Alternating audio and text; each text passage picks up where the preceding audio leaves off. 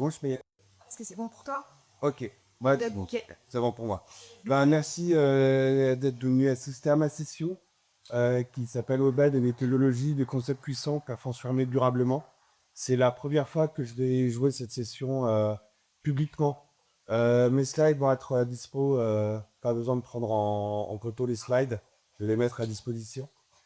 Alors tout d'abord, bah, merci aux sponsors, sont-ils, l'événement ne serait pas possible. Ils ont été cités tout à l'heure, je vais pas les refaire. Et donc, petite introduction, donc qui je suis, en fait, j'en ai un ancien ingénieur de prod qui suis passé du côté de la JP il y a quelques années. D'abord en tant que Scrum Master et en coach Lean Agile DevOps. Et bah, pendant mes expériences côté Agile, j'ai rencontré énormément de difficultés. Des difficultés de l'ordre de la résistance au changement, ce qu'on déjà accompagné tous à de quoi je parle. Beaucoup de problèmes d'enjeux politiques, que ce soit quand j'étais côté prod ou quand j'étais côté agiliste. Beaucoup de territorialité de silos, notamment quand on est dans l'approche DevOps, on sait très bien que des fois, il y a des gardes de territoire entre les gens de la prod et les gens de dev, et puis des stratégies d'acteurs qui visent à préserver leur position, notamment on voit ça, alors des fois chez certains managers, mais on peut aussi voir ça dans les coéquipiers, quand on a des expertises qui sont un peu reconnues, et des fois ça peut poser vraiment problème pour transformer les organisations. Alors ce qu'il faut savoir, c'est que ça ne vient pas finalement que de moi, parce que des études contaminées par McKinsey et Boston Consulting Group, qui sont deux gros cabinets qui font la transfo, ils se sont aperçus que 70% des transformations organisationnelles n'atteignent pas leurs objectifs. Donc ça fait quand même beaucoup. Et donc la question de savoir, c'est bah, pourquoi alors qu'on a plein d'outils et de méthodes éprouvées comme le Lean, l'agilité DevOps, bah, pourquoi on est à 70% d'échecs. Et en fait, bah, quand on se pose la question, on sait que le succès d'une transformation, bah, ça ne pose pas uniquement sur la méthodologie, mais beaucoup sur les humains et leurs interactions. Ça tombe bien, c'est la première valeur du manifeste de développement agile de logiciel. Et donc, toutes les dynamiques humaines complexes que les outils seuls ne suffisent pas à maîtriser. Et donc, quand je me suis dit ça, bah, je me suis dit, bah, finalement, bon, j'avais quand même pas mal potassé tout ce qui était un peu framework agile, etc. J'ai pas trouvé les réponses. Et en discutant avec un petit cousin qui, lui, est plutôt, a fait des études académiques côté sociologie, anthropologie, tous ces trucs-là, bah, ça m'a un peu fait tilt cet été que finalement, j'allais peut-être falloir que je cherche de son côté à lui mes réponses. Et donc, bah, voilà un peu de quoi on va essayer de parler aujourd'hui. On va essayer de faire assez vite. Alors, je ne suis pas sociologue, hein, j'ai aucune formation en sociologie, puisque je viens de la tech. J'ai juste lu quelques bouquins et j'ai essayé de me projeter par rapport à ce que j'ai lu. Donc, c'est aussi ma compréhension des bouquins que j'ai lus. Il y a peut-être beaucoup d'erreurs sur ma compréhension du truc. Donc, voilà, je termine à m'excuser. Mais voilà, c'était un peu, je voulais un peu partager cette réflexion avec vous aujourd'hui.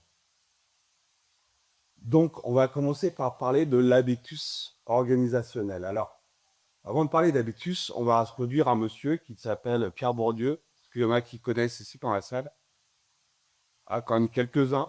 Donc, Pierre Bourdieu, c'est un sociologue français qui est assez connu, notamment pour tout ce qui est sociologie moderne. Il a vécu un peu les éléments marxistes. Alors, Marx parlait de classe et de hiérarchie de classe. Bourdieu, du coup, lui parle de champs sociaux et ne les hiérarchise plus. Mais par contre, il parle des interactions qu'il peut y avoir entre les différents champs sociaux et du coup des problématiques que ça peut engendrer. Donc, il a démonté des concepts comme l'adductus, le capital, c'est bah, tout ce qu'on va avoir dans un champ social donné, et puis les champs sociaux pour expliquer comment la société influence les pensées, les perceptions, les actions des individus. Donc, Donc, pour entrer vraiment dans le vif du sujet, un champ social, qu'est-ce que c'est? C'est un espace structuré auquel des individus et des groupes vont interagir selon des règles spécifiques. Chaque champ possède ses acteurs, ses règles du jeu, comment fonctionne dans le champ, ses enjeux, ses luttes et son capital spécifique. Le champ social, il n'est jamais homogène. On peut avoir des sous-groupes et des rapports de force entre les sous-groupes et des logiques d'opposition. Et en fait, ce qu'on va avoir dans un champ social, c'est que du coup, les acteurs vont chercher à conserver ou augmenter du capital.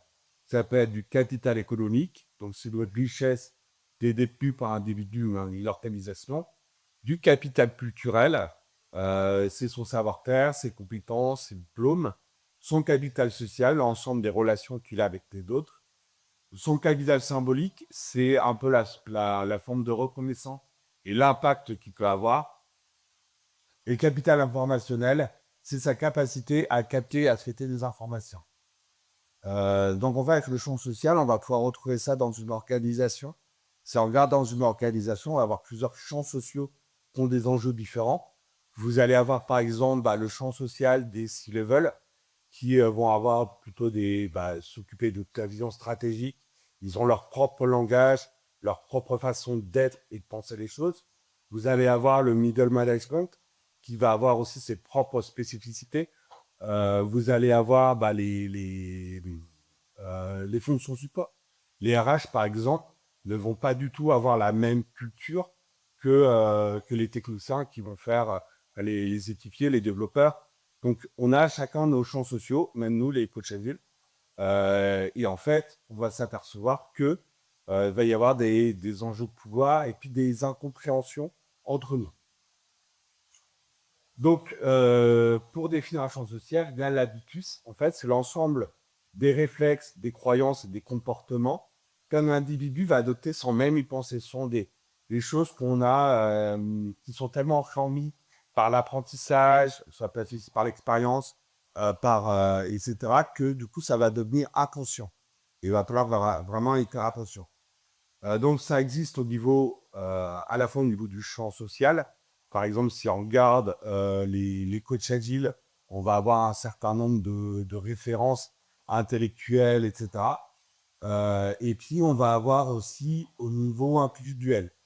C'est-à-dire, si on prend deux coachs agiles qui viennent de deux univers différents, moi qui viens par exemple de vraiment l'univers open source, je vais peut-être pas forcément avoir le même parcours et les mêmes références culturelles qu'un coach agile qui aurait eu un autre parcours. Et donc, on va avoir des différences fondamentales sur notre façon inconsciente de penser certains problèmes. Donc, dans le contexte d'un coach agile, ça signifie d'être en capacité de regarder un petit peu les habitudes et les automatismes que les équipes et les managers qu'on va accompagner ont développé au fil du temps. Il va falloir trouver des façons implicites pour améliorer la collaboration, la prise de décision. Et puis, du coup, c'est aussi, ça va nous aider à identifier les résistances ou les facilités à adopter l'agilité qui va découler d'une culture d'entreprise et puis de leur espoir professionnel ou personnel. Donc, on doit pouvoir identifier les habitus des personnes avec qui on va être en interaction pour accompagner la transformation en douceur, en jouant sur des leviers d'adaptation progressif, plutôt que de dire « Ah, besoin un changement qui va être brutal ». Sinon, c'est le meilleur moyen d'avoir de la résistance. Donc, les transformations de l'habitude sont possibles avec de l'apprentissage et de la prise de conscience de nos propres biais, de nos propres réflexions inconscientes. Et par exemple, si on prend l'exemple de la société Microsoft, Satya Nadella, qui était du coup le responsable d'Azure, progressivement, il a transformé la culture d'entreprise de Microsoft vers une approche plus collaborative, ce qui n'était pas le cas par exemple à l'époque de son prédécesseur Steve Ballmer. Les APQs vont renforcer certains types de biais. On va avoir les types de biais, par exemple, de conformation. Si un manager est formé dans une culture d'entreprise hiérarchique, en disant c'est moi le chef, c'est moi qui dis, instinctivement, on peut rejeter des approches qui sont collaboratives comme on a dans l'agilité. Il peut y avoir des biais de statu quo. Dans une transformation DevOps, un des cycles a l'habitude d'avoir des cycles de validation un peu waterfall, va peut-être s'opposer inconsciemment parce que c'est son habitude. Et du coup, bah, dans ses tripes, il va avoir l'impression que ce qu'il pense, ils vont, du coup, va peut-être s'opposer ou mettre des freins à la mise en place du DevOps qui favorise pourtant l'intégration, l'amélioration continue et que c'est prouvé, mais du coup vit dans ces cycle qui va penser l'arrête. Il y aura les données d'ancrage. Euh, Si un dirigeant a déjà eu un projet pilote sur lequel une transformation agile a échoué, bah, il va avoir peut-être tendance à se dire qu'en fait toutes les transformations agiles sont vouées à l'échec et donc être inconsciemment acteur acteur de la résistance. Le biais d'autorité. Par exemple, un coach agile qui a toujours travaillé avec Scrum, bah, du coup, il va toujours vouloir mettre Scrum en place sans penser qu'il y a d'autres façons de faire la chose, des approches plus émergentes, plus topologie, etc. Tout simplement parce que pour lui, ça n'a pas été validé par les autorités que lui retenait. Donc, si son, on va dire, je sais pas, il suit un tel ou un tel grand agiliste qui n'en a pas parlé, pour lui, il va dire, bah non, c'est pas quelque chose qui est fiable, etc. Donc, il peut s'opposer. Et puis, les effets de groupe. Les gens qui ont toujours travaillé à certains types de méthodologies peuvent être enclins à discréditer la mise en place de Scrum ou Kanban. Moi, ça m'est arrivé souvent de rencontrer des équipes fortement silotées où on apprend, où j'essaie de mettre en place DevOps. J'avais toujours eu l'habitude, et notamment côté opérationnel, d'être des exécutants et refuser du coup de prendre, de monter en compétences pour essayer de travailler plus en amont avec les développeurs. Donc, un bon coach, il peut identifier les habitus propres à chaque groupe, jouer le rôle de traducteur, parce qu'on peut avoir les mêmes mots et des concepts différents pour parler des... Enfin, quand on base tout, on va pas parler des mêmes choses avec les mêmes mots et donc on va pas se comprendre. Créer des espaces d'échange où chaque groupe va pouvoir exprimer ses besoins, notamment si des managers vont avoir des besoins qui nous, par exemple, en tant que coach agile, ou les équipes vont trouver que c'est un petit peu les KPI, les trucs comme ça. Il y a peut-être des raisons derrière, donc il va peut-être falloir essayer de faire une zone de terrain d'entente, essayer de se comprendre pour voir comment on peut avancer ensemble, plutôt que de se mettre en opposition et d'antagoniser le manager. Et puis construire une culture commune en faisant évoluer progressivement les habitudes au niveau de l'entreprise, qu'on se mette d'accord sur comment on va mettre les choses en place, trouver les bons mots qui parlent des mêmes concepts, etc. Et donc, ça va se faire progressivement. Maintenant qu'on a parlé un petit peu des champs sociaux et des habitus, on va parler des enjeux de pouvoir. Parce que dans une organisation, en fait, tout est enjeu de pouvoir. Et pour parler d'enjeu de pouvoir, on va déjà définir ce que c'est que le pouvoir. Et ça, c'est quelque chose que j'ai découvert il n'y a pas longtemps et qui m'a mis qui m'a permis d'avoir une sacrée prise de recul. En fait, le pouvoir n'est pas une possession intrinsèque, mais c'est une relation sociale. On ne détient pas de pouvoir, en fait, on va nous le reconnaître. C'est jamais nous qui avons le pouvoir, c'est les gens qui donnent le pouvoir. Et donc, on va nous le reconnaître grâce à nos capitaux économiques. Par exemple, celui qui détient le budget va avoir une certaine forme de pouvoir. Le capital culturel, le fait que, par exemple, on ait une forte culture en tant que coach agile, etc., peut nous permettre d'avoir du pouvoir, nous donne du pouvoir. Nos relations sociales au sein de l'entreprise, euh, le capital symbolique aussi. Donc tout ça, ça va nous permettre d'acquérir un petit peu de pouvoir.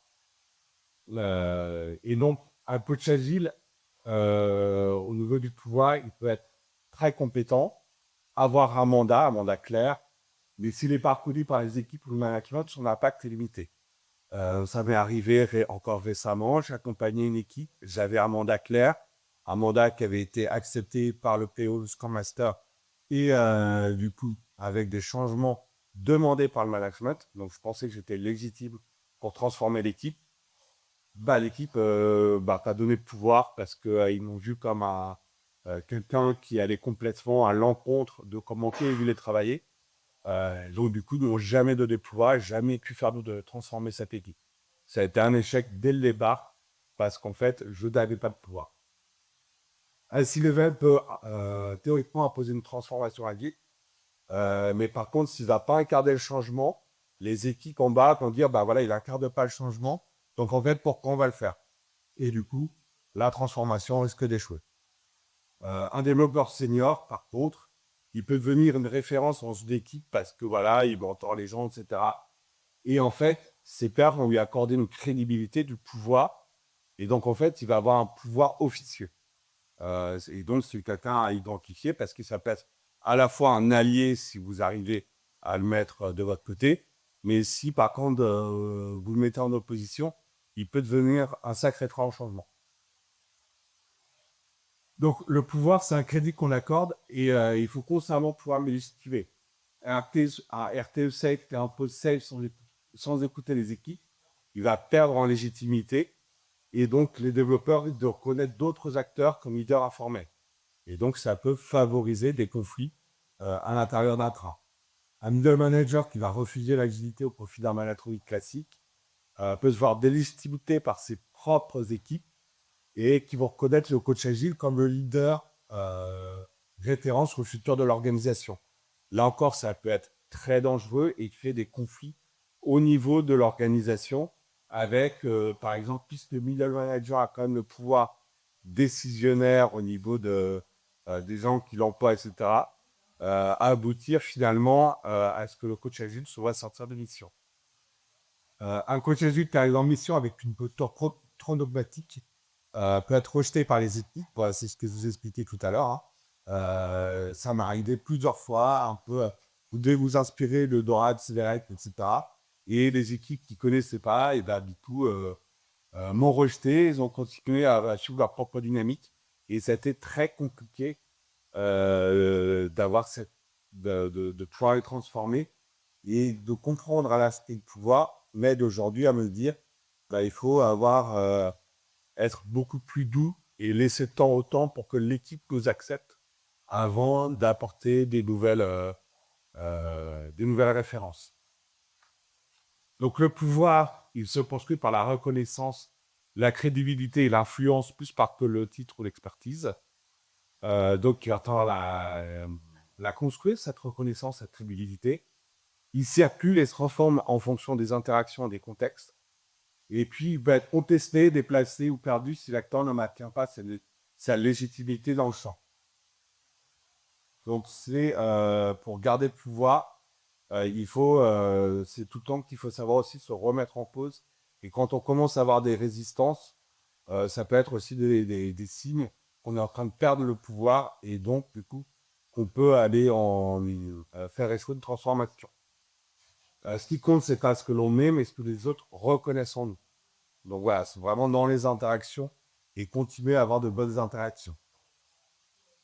Avec le pouvoir viennent aussi les icônes de pouvoir.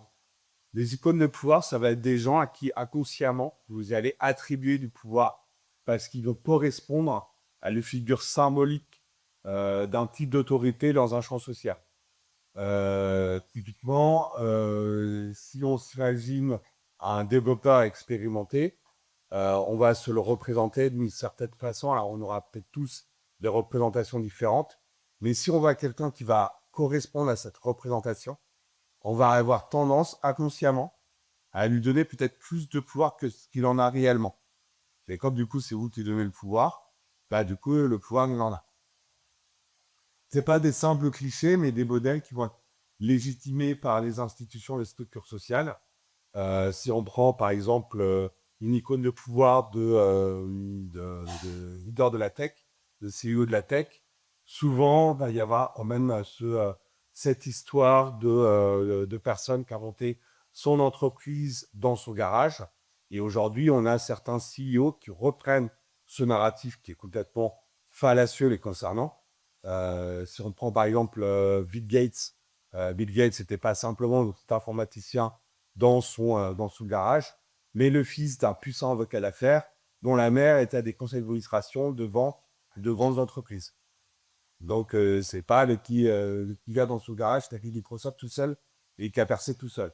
Pareil, Elon Musk, c'est pas le petit gars qui a percé tout seul, c'est le fils d'un propriétaire de mine de diamants dont papa a beaucoup aidé Fiston à démarrer au départ en investissant dans les startups qui montaient. Donc, ce ne sont pas des self-made mad, mais par contre, ils veulent correspondre, ils font correspondre leur narratif à un modèle de, soi-disant, le self-made man informaticien qui a fabriqué son entreprise dans son garage. Autant un champ social peut avoir des icônes de pouvoir différentes. Chez les CEO de la tech, par exemple, inspirant, il y en a qui vont s'inspirer d'Elon Musk pour son côté un petit peu, euh, on va dire, très dirigiste, qui sait où il va, etc. Et le côté un petit peu, il va falloir mettre travailler plusieurs heures, etc. Donc le côté un peu toxique de la tech, de certaines tech, et puis d'autres qui viennent plutôt du monde open source, vont plutôt voir en Mark Shuttleworth, qui est un autre milliardaire sud-africain, qui a fondé Ubuntu, une icône de pouvoir, et là dans un truc plutôt en mode collaboratif et en mode impact pensez aux impacts RSE, etc. Donc là, au sein d'un même champ social de CEO, ils peuvent avoir deux modèles différents qu'elles seraient créés. Et puis, on va avoir tous les aussi arguments qui vont retirer du pouvoir. Donc, je ne sais pas si vous connaissez cette roue. C'est la roue des inégalités. Mais grosso modo, si vous êtes plus au centre du cercle, vous aurez plus de pouvoir. Et si vous êtes à l'extérieur du cercle, vous allez avoir moins de pouvoir. Donc, par exemple, si on regarde quelqu'un qui est euh, un homme, pas du coup de changer de où. Voilà, un homme cisgenre blanc qui aura été en secondaire hétérosexuel, d'avoir beaucoup plus de pouvoir que par exemple une personne non binaire qui serait racisée en situation de handicap. On va retirer inconsciemment du pouvoir à ces gens-là. Et donc, il faut avoir des gens très compétents, voire du coup la deuxième personne que j'ai citée plus compétente que la première.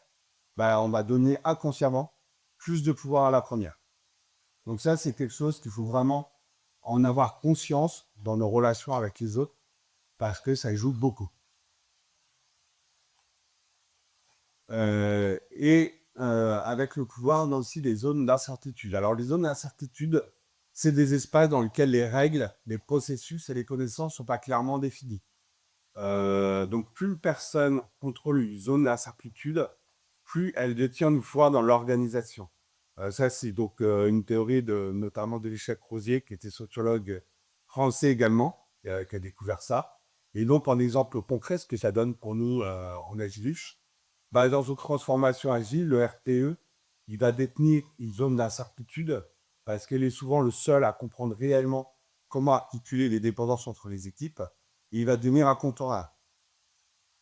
Et donc, même sans être décisionnaire mal, il va exercer une influence majeure. Donc, les principales sources de pouvoir liées aux zones d'incertitude, on a les expertises et les compétences clés. Donc, à un développeur back-end senior qui maîtrise une vieille application, il y a que lui qui le sait, il peut devenir critique. Moi, j'ai eu le cas dans une équipe que j'accompagnais, une personne qui a été très difficile, qui avait beaucoup de pouvoir sur l'équipe et qui nous a empêchés vraiment d'avancer. C'était dans ce qu'on appelle Data Platform, le seul qui connaissait le projet depuis le début qui a été lancé. Et du coup, on lui a accordé tous ses caprices. Donc, il a créé l'habitude qu'on a- qu'on accorde tous ses caprices, parce qu'à chaque fois que tu as un caprice, tu dis sinon je pars. Et comme il n'y avait que lui qui avait les connaissances et que rien n'était documenté, c'est lui qui avait le pouvoir. Et donc, il voulait pas évoluer et nous empêcher de transformer, parce qu'en fait, on lui avait donné à un moment donné trop de pouvoir et il était devenu un frein. Donc, il faut pouvoir identifier les acteurs qui peuvent être comme ça pour beaucoup de pouvoir et puis les embarquer, si possible, comme des alliés parce que sinon, ils vont être, si on les contourne, ils vont nous subir des freins. Dans les sources de pouvoir liées aux zones d'incertitude, il y a ceux qui ont accès à l'information stratégique. Par exemple, vous pouvez avoir des middle managers qui filtrent des informations ou des PMO qui décident quel reporting est visible et qui vont influencer votre transformation. Donc l'information, pour résoudre ça, il faut que l'information soit la plus transparente et accessible possible. Vous avez aussi tout ce qui est lié aux relations et aux réseaux. Donc c'est ceux qui contrôlent les connexions entre les différents silos et un Scrum Master qui est charismatique, qui travaille sur plusieurs équipes, peut faciliter ou bloquer la diffusion de l'activité. Et un responsable RH qui impose une vision du talent management qui est encore hérité de l'ancien modèle, peut par contre freiner votre information. Donc là, c'est pareil, il va falloir cartographier les réseaux d'influence et travailler avec ces figures plus pivots plutôt que les antagoniser et travailler contre elles. Et puis, il y a toutes les personnes qui définissent les règles et le processus. Si vous essayez de faire une transformation agile, mais que votre directeur financier est encore en mode à l'ancienne, c'est-à-dire avec les CAPEX et les OPEX, bah, vous allez avoir beaucoup de difficultés à transformer. Pareil, si on prend des KPI issus de l'ancien monde, dans une transformation agile, bah, finalement, les KPI vont aller à l'inverse de ce que vous voulez faire. Et ça va être, du coup, les personnes qui maîtrisent ces KPI vont avoir le pouvoir de traîner la transformation. Donc là, il va falloir aussi essayer de travailler, d'identifier pour changer un petit peu le mode bah, à la fois de gérer les finances, de gérer les gouvernances au sein de l'organisation. Ça ne se fait pas simplement au niveau des équipes, mais en fait sur l'ensemble de l'organisation. Quand on transforme l'organisation, il faut agir à la fois sur les finances, sur le côté RH, sur le côté voilà, tous les niveaux de l'entreprise pour que ça suive. Ce n'est pas simplement la transformation de l'IT. Il faut que toute l'entreprise se transforme pour être beaucoup plus agile. Donc, lorsqu'on introduit une transformation, en fait, on va modifier la répartition des zones d'incertitude et donc les rapports au pouvoir de ces zones. C'est pour ça qu'on va avoir des résistances parce que ceux qui détiennent le pouvoir dans ces zones d'incertitude, bah, si on leur retire le pouvoir, ils ne sont pas contents. En règle générale. Et en fait, c'est pas juste un changement de méthode. Pour eux, vraiment, on est sur de la perte ou de la gain de pouvoir. Et donc, c'est pour ça qu'on va avoir des gens, parfois des situations conflictuelles dans les transformations, parce que ce sont des choses en fait qu'on n'a peut-être pas forcément identifiées, à qui, bah, voilà, si on retire du pouvoir à des gens, on leur retire du capital, et comme les gens veulent plutôt pour augmenter leur capital, bah, du coup, ils vont se mettre en position de résistance. Donc, comment on peut utiliser la théorie de Crozier en tant que consultant en transformation? Bah, c'est déjà de cartographier les zones d'incertitude existantes, donc qui contrôlent ces zones, les connaissances critiques, etc. Anticiper les résistances liées au déplacement du pouvoir, et puis créer des espaces d'apprentissage pour redistribuer les incertitudes et faire en sorte qu'il y ait moins de zones d'incertitude possibles. Donc, le pouvoir ne se repose pas uniquement sur la hiérarchie, mais sur la capacité à gérer l'incertitude. Un bon consultant doit comprendre ces dynamiques et les intégrer dans sa stratégie d'accompagnement. Et puis, il ne suffit pas d'appliquer des frameworks comme Scrum, Safe, etc. En fait, qu'on peut prendre comment le pouvoir se redistribue et accompagner intelligemment ces mouvements.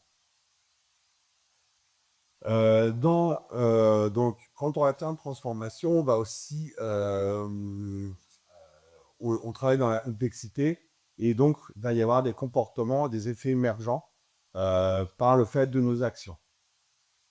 Donc ça, au niveau de les effets émergents, les comportements émergents sont des découvertes, notamment d'abord de Joan Swartwood et Georges-Henri Lewes, c'est ça? C'est ce pronom? Lewes. Et puis Raymond Boudon. Donc en fait, l'effet émergence, c'est une conséquence collective qui sont faits par des individus qui prennent des décisions rationnelles à leur échelle par rapport à ce qu'ils connaissent. Mais en fait, sur l'ensemble des systèmes, ça peut produire des résultats inattendus euh, voilà, au niveau de tout le système. Donc, ça crée des résultats qui sont négatifs. Donc, par exemple, on a décidé au sortir de la Seconde Guerre mondiale qu'il va essayer de faire en sorte que les gens soient de plus en plus diplômés. Et en fait, le fait que les gens soient de plus en plus diplômés, ils arrivent sur le marché de l'emploi. Le marché de l'emploi se resserre et en fait, les diplômes sont de plus en plus dévalorisés. Il va falloir être toujours plus diplômé que les autres. Et donc, on rentre dans un système un petit peu vicié où il va falloir faire plus en plus. Donc ça, c'est un effet vraiment négatif. Par contre, dans les effets émergents positifs, vous avez eu en 2009 à Ghent quelqu'un qui a réuni des lettres et des offres en disant bah, faudrait arrêter qu'on se renvoie toujours la balle et qu'on commence à travailler, à parler ensemble pour voir comment on pourrait travailler. Et puis, du coup, bah, je pense que ça ne t'en pas à ce que laisse le mouvement DevOps, qui aujourd'hui a eu un impact fort sur les transformations des organisations. C'était pas son but à la base. Son but, c'était juste essayer de faire en sorte que les gens discutent. Et donc voilà, ça, c'est un effet émergent positif. Donc, dans une transformation organisationnelle, il peut y avoir des effets émergents qui vont créer des décalages positifs ou négatifs entre les intentions et les résultats réels. Donc, quand on fait une transformation, bah, les effets émergents positifs, il va falloir essayer de les mettre en avant et essayer de diminuer les effets émergents négatifs. Mais pour ça, il va falloir les détecter au plus tôt. Donc, des effets de comportement imprévus dans une transformation agile. Bah, par exemple, on parle d'une bonne intention. On veut du coup un peu de Scrum pour aider à l'amélioration des équipes.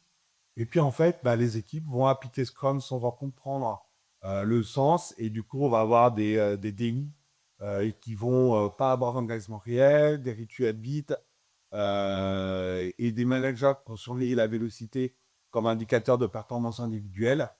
Et donc, bah, il va falloir regarder si les rituels ont un impact réel sur la dynamique d'équipe, vérifier qui parle et qui écoute, et puis essayer de recentrer la démarche sur la finalité et expliquer pourquoi Scrum n'est pas en soi un moyen d'amélioration continue, et pourquoi pas se dire que Scrum n'était pas du tout adapté à l'équipe en fonction du contexte. Et donc, plutôt en positif, bah, du coup, vous voulez encourager l'autonomie et la responsabilité des équipes, d'Allemagne, ils commencent à prendre des initiatives pour améliorer leur processus. Ils vont créer spontanément des collaborations transversales avec d'autres équipes. Ils se disent, bon, bah voilà, on a besoin, on veut mettre des pipelines en place, on va essayer de se faire un petit groupe de gens, de communauté de pratique autour des pipelines CICD. D'eux-mêmes, ils organisent le truc. Et oui, négatif, c'était plus. Donc voilà, commencer elle-même à organiser des bonbons d'échange. Euh, il n'y a pas de directive imposée. Et puis au final, du coup, bah, ils se mettent à faire des trucs comme se mutualiser. Et donc, bah, du coup, il va falloir valoriser et amplifier ces bonnes pratiques auto-organisées et créer les environnements où les initiatives locales vont pouvoir tester, partager à d'autres groupes dans l'entreprise pour essayer de propager cet effet émergent positif. Alors, comment intégrer la détection des effets émergents dans une transformation agile? Bah, d'abord par l'observation ethnographique, donc c'est-à-dire qu'en fait, c'est observer comment fonctionnent les dynamiques informelles, aller sur le terrain, regarder comment les gens travaillent ensemble, les étudier, prendre des notes, regarder qui parle avec qui collabore avec qui, etc. Donc ça prend du temps. Mais aussi, ce qui est bien, c'est que bah, pendant ce temps-là, les gens apprennent aussi à vous découvrir et au final, peut-être un jour, ils vont aussi vous donner du pouvoir parce qu'ils vous connaissent. Faire des analyses de feedback, il faut qu'il y ait des signaux faibles. Il faut qu'il y ait par exemple des récits, regarder les irritants, les blocages, ou comment les pratiques sont détournées. Par exemple, en faisant des observations terrain, c'était euh, je me souviens plus de son nom, le patron de Flavie, qui faisait souvent des tours de ses usines. Et il a vu certains de ses employés faire des gestes pas du tout pratiques pour certaines machines. Il leur a demandé pourquoi. Alors bon, après, ce qu'il a appris, c'est qu'il y avait des trims qui étaient faites, qui avaient été mis en place. Et donc, en fait, pour toucher la pluie, il fallait mal faire le travail. Donc, du coup, il a fait sauter les primes, il a augmenté les salaires. Et du coup, bah, les gens se sont mis à refaire les bonnes pratiques et du coup, ça a amélioré les processus. Et donc, du coup, voilà, l'analyse de feedback et des retours terrain, ça permet aussi de voir un tout peu tout ce genre de choses. Donc, typiquement, le fait d'avoir une prime a créé un effet émergent négatif, le détournement des gestes et faire des gestes plus optimisés. Donc, voilà, c'est ce genre de choses, alors que la prime, à la base, c'était fait pour être un truc positif. Vous voyez que des fois, ça peut avoir des temps inverses de ce qu'on cherche. Et puis mettre en place donc, des boucles d'apprentissage, faire de l'expérimentation, apprendre et itérer sur les comportements réels des équipes et voir ce qui marche pas. Et repérer au plus vite les effets émergents. Ceux qui sont positifs, continuer à les mettre en place. Ceux qui sont négatifs, bah, essayer de résoudre le problème. Donc voilà, lancer des tests d'unité, observer le comportement, identifier les effets pervers ou inattendus et ajuster la trajectoire en fonction des résultats. Donc les comportements émergents peuvent être des alliés ou des freins. Donc il faut apprendre à naviguer dans l'imprévu et pas à suivre un plan. Quatrième valeur du manifeste. Il ne faut pas se limiter au framework agile, mais plutôt avoir une posture d'observateur et d'expérimentateur pour comprendre la dynamique des équipes. Il va falloir favoriser l'émergence de dynamiques positives, s'adapter et pas essayer de contrôler, essayer de chercher à contrôler tout le système. Voilà, donc regardez plutôt qu'est-ce qui marche plutôt que de vouloir tout contrôler parce que vous ne pourrez pas tout contrôler. On est sur des systèmes complexes. Et bah, voilà, faire appel à la source de la complexité qui fournit des outils et des cadres pour naviguer dans les imprévus en évitant vos erreurs d'approche déterministes. Donc du coup, bah, on peut comprendre la complexité pour mieux agir. On ne peut pas tout prévoir, le changement ne se décrète pas. Et les résistances sont des signaux faibles. Il y a le cadre Péline, c'est plutôt pas mal pour naviguer dans les zones de complexité. Euh, et donc, du coup, il ne faut pas imposer aussi un modèle unique. Il faut favoriser l'adaptation au lieu de contrôle et encourager l'apprentissage collectif. Lancer les sec to fail. Donc, en fait, c'est faire des choix qui sont réversibles et pas des choix non réversibles, comme parlait Anne tout à l'heure. Euh, tester des choses. Donc, faire des petites expérimentations pour voir un peu que ce qui va, ce qui marche pas. Et puis, surtout, définir des critères d'évaluation clairs. C'est surtout ça qui va permettre d'avancer. Observer les comportements émergents et les exploiter quand ils sont bénéfiques. Faire des cartographies de dynamique relationnelle, qui communique avec qui, comment, etc. Analyser les signaux faibles quand il y a des petites tensions, des choses comme ça dans les équipes. Il faut savoir les identifier et voir qu'est-ce que ça cache derrière. Ça nous est déjà arrivé dans une équipe qu'on accompagnait sur Orange. Petits signaux faibles dans une équipe pendant le PI planning. Une des équipes, ils voulaient refuser de porter les t-shirts roses, parce que la couleur qui a été définie pour l'équipe, c'était le rose. Donc, petit signaux faible, qu'est-ce que ça voulait dire? Et finalement, en creusant derrière, en fait, on a vu qu'il y avait vraiment une défiance à l'égard de la mise en place de l'agilité au niveau du train, des gens qui n'y croyaient plus, et des conflits majeurs avec le Scrum Master. Donc, quand on a fait en fait l'analyse complète de l'équipe, aller chercher derrière le signaux faible, en fait, on a découvert des gros problèmes de dynamique relationnelle au sein de l'équipe. Et puis adopter une posture d'intelligence collective. Plutôt que de chercher une solution idéale, bah, voilà, explorer plusieurs options en parallèle. Moi, je fais beaucoup fait quand j'étais côté prod, où des fois, bah, on ne savait pas quelle techno utiliser, ce site-là. Bah, on expérimentait, on confrontait nos points de vue, et puis on choisissait ce qui nous paraissait le meilleur. Et en tout cas, on explorait beaucoup quand on ne sait pas où aller. Créer des cadres où les équipes peuvent apprendre et s'adapter. Et puis, bah, voilà, expérimenter et tirer des leçons de l'expérience. Donc, du coup, des règles d'or pour un accompagnement réussi, c'est de jamais imposer un changement sans comprendre la culture en place. Et ça, au fur et à mesure de mes transformations, où j'ai eu beaucoup de résistance, que j'ai commencé à le comprendre. Et surtout, la difficulté qu'on peut avoir, c'est quand on nous demande, quand on vient chercher une ESN en disant, bah là, on a un problème, il faut que tu arrives à transformer en 3 mois. En fait, vous êtes sûr que ça va rater. Parce que les équipes, si elles ne veulent pas changer, elles ne veulent pas changer. Donc, en fait, il ne faut jamais imposer le changement. C'est quelque chose qui va se faire progressivement. Cartographier les rapports de force avant d'intervenir, savoir bah, qui a réellement le pouvoir et qui vont être nos alliés et qui risquent peut-être d'être des freins parce qu'ils ont aussi leurs propres contraintes ou voilà, des pertes de pouvoir ou de la peur, etc. Ce qui est légitime. Et donc, il ne faut pas les considérer comme des ennemis, mais au contraire comme des gens qu'il va falloir bah, comprendre leurs besoins aussi parce que ils ont peut-être aussi besoin du changement, mais simplement, ce qu'on propose n'est pas adapté à leur contexte. Repérer les alliés et ne pas offrir un conflit direct, mais amener la transformation à l'intérieur, c'est des choses qui vont prendre du temps. Alors, on va avoir un paradoxe au niveau de contract coaching parce qu'on a des dirigeants qui veulent des résultats mesurables.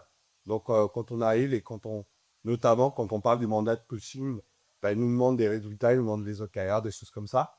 Et puis, bah, en fait, la transformation, ça va dépendre de dynamique sociale et des politiques d'entreprise qui sont imprévisibles. Et donc, du coup, bah, voilà, on est un petit peu embêté dans ce paradoxe. Et donc, en fait, il va falloir un petit peu peut-être reformuler la notion de résultat pour qu'elle intègre la complexité. Donc, par exemple, pas dire nous garantissons que l'entreprise sera agile en 6 mois. C'est pas possible. À chaque fois que des transfos que j'ai vécu où on nous a annoncé bah, l'entreprise sera agile dans les 6 mois. Oui, dans les indicateurs, c'était agile dans les 6 mois. Dans la réalité, c'était pas du tout ça. Donc, en fait, on a cultivé des indicateurs pastèques, mais la transformation n'a pas du tout réussi. Et on était plutôt dans une démotivation des équipes.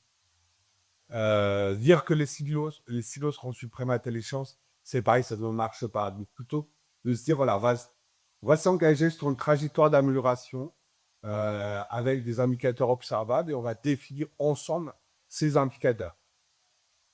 On va garantir qu'on est dans un processus itératif avec des outils évalués régulièrement en fonction des réalités terrain. Donc, bien intégrer que bah, ça peut réussir ou rater, mais qu'il va falloir plutôt montrer le nombre d'expérimentations qu'on a fait plutôt que d'être sur un truc concret qui n'aura peut-être pas forcément de sens. Donc, éviter de mettre des indicateurs de production trop simplistes, notamment le nombre de PI planning réalisés. Parce que ça, c'est facile à faire du PI planning. Vous les fixez tous les 3 mois, vous les réalisez, mais si derrière ça ne rapporte pas de l'efficacité, ça ne sert pas à grand-chose. Des OKR pour quantitatifs et des objectifs finalisés et imposés en amont. Par exemple, dire bah, dans 6 mois, 50% des équipes doivent adopter Scrum. Alors peut-être effectivement qu'on aura mis Scrum, ils feront les rituels, mais ils vont le faire n'importe comment en cargo culte. C'est pas tant plus ce qu'on veut. Nous, ce qu'on veut, c'est qu'on ait vraiment une vraie transformation avec de l'amélioration continue. Et donc, ce qui va plutôt faire leur clair, c'est du coup avoir des indicateurs de transformation qualitatifs et quantitatifs, et donc voir comment l'équipe perçoit l'amélioration de la collaboration au sein des CEO. Peut-être plus intéressant comme indicateur, le nombre de nouvelles cracks testées, itérées par équipe, et puis la fréquence des ajustements processus. Voilà, ça, c'est des indicateurs qui sont peut-être plus intéressants à suivre pour voir qu'on est vraiment en train de transformer durablement. Ce qu'il faut se dire, c'est qu'au bout d'un moment, que Agile, Scrum Master, etc., va quitter l'équipe, il faut que la transformation, en tout cas ce qu'on a appris à l'équipe, ça continue une fois qu'on ait quitté l'équipe et faire qu'en fait qu'on soit là et que les bons résultats soient là, juste le fait qu'on soit là. Des fois, c'est ce qui arrive, une fois qu'on part, les équipes, elles refont ce qu'elles faisaient avant et en fait, elles n'ont pas transformé. Du coup, avoir un engagement plus progressif plutôt qu'un résultat total. Et donc, pas être sur un engagement rigide et binaire, succès-échec, de plutôt un cadre évolutif. Donc, comment on cadre cela? Ben voilà, on va parler de phase d'observation, de cartographie de dynamique d'influence et pour adapter la stratégie. Et qu'on va travailler sur l'adhésion des acteurs clés et sur la gestion des résistances internes et d'observer les dynamiques humaines. Et du coup, l'avantage de cette approche, c'est que ça peut rassurer les dirigeants parce qu'on montre quand même qu'on a un sérieux dans le pilotage de la transformation. On donne une marge de manœuvre pour ajuster la stratégie qu'on va mettre en place en fonction des enjeux politiques qu'on va identifier par là-dessus. Et puis, on va crédibiliser le rôle de consultant pour montrer qu'il est une vraie force de transformation et pas juste un praticien de framework. Donc, pour structurer ce contrat de confiance, c'est et les aider à comprendre qu'il y a des zones d'incertitude. Donc, il y a certains leviers qui vont être sous notre contrôle, les pratiques du coaching. Mais alors, tout ce qui dépend du pouvoir, de l'adhésion, des résistances, etc., ça ne dépend pas de nous. Donc, en fait, on ne peut pas être tenu pour co-responsable de choses dont on n'a pas la maîtrise. Avoir de la crédibilité, dire qu'en fait, on va ajuster nos stratégies en fonction de ce qu'on découvre et pas du coup définir directement la stratégie en amont sans savoir ce qu'on va découvrir. Et puis, si c'est un cadre d'apprentissage, c'est un engagement, on ne produit pas avec escompté. Du coup, on va s'ajuster en fonction des données terrain. Et en fait, il faut faire en sorte que le sponsor devienne un allié du changement, et pas un client qui demande des résultats. Euh, donc, il ne faut pas que ça devienne un piège. Donc, il faut refuser un engagement qui est figé sur un résultat final et proposer un engagement sur des processus d'amélioration durable. Que la transformation, ce n'est pas un enjeu social et politique, autant technique. Et donc, il faut faire comprendre aux dirigeants. Il faut avoir des indicateurs mixtes, quantitatifs et qualitatifs. Et puis, construire vraiment un contrat de confiance avec les sponsors. Donc, moi, ce que je propose un petit peu, c'est que du coup, on ait des livrables quand même. Il reste une minute. Ok. Si vous dépêchez. Donc, je propose des livrables à proposer du coup, aux clients, notamment en phase de diagnostic, une cartographie des acteurs et des dynamiques sociales, des politiques organisationnelles, une synthèse d'observation et une analyse des processus.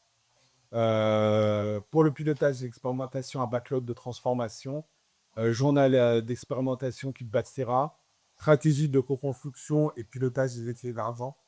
Et pour la base d'évaluation et d'adaptation, c'est des tableaux de bord avec des indicateurs de transformation X, des rapports d'impact, un narratif de transformation et cas d'usage qu'on va pouvoir aussi partager pour faire évoluer l'ensemble de l'entreprise et un modèle de comptabilité et autonomie passe accompagnement.